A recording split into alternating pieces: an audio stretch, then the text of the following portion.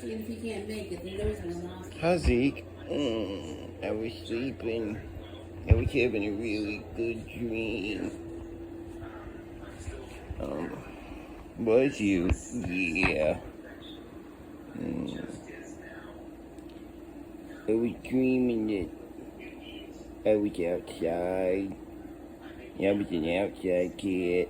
And I was running through the forest, and there was wild raccoons and Tasmanian devils, and I was like a big old mountain lion, but that would be scary in real life. I'm glad I'm an inside cat. Yeah, I'm glad we're an inside cat too.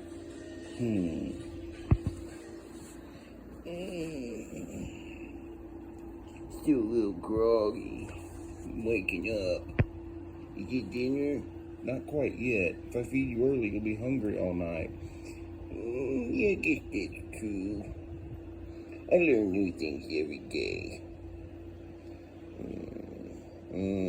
I like laying here on the floor and looking up under the door.